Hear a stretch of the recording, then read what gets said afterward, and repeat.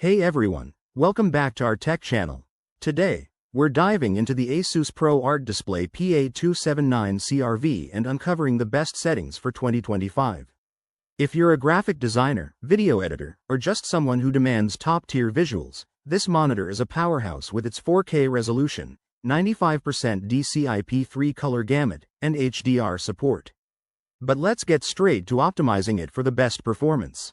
First off, start by accessing the on-screen display (OSD) menu. Press the joystick button on the monitor to open it up.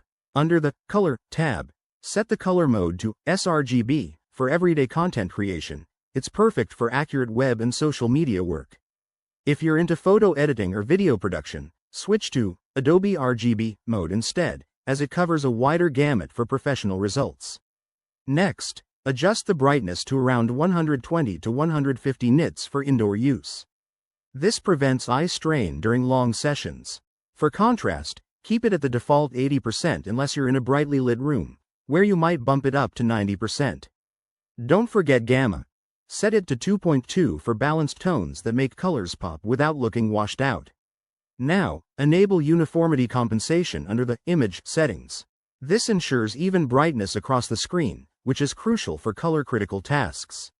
If you're using this for gaming or fast-paced work, turn on the Low Blue Light mode to reduce eye fatigue. And for 2025, with newer content standards, calibrate with a colorimeter if possible for pinpoint accuracy. Finally, save your custom profile so you can switch back easily.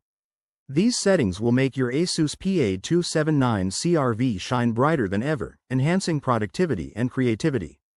If you try these out, let us know in the comments how it works for you. Don't forget to like, subscribe, and hit that bell for more tech tips. Thanks for watching.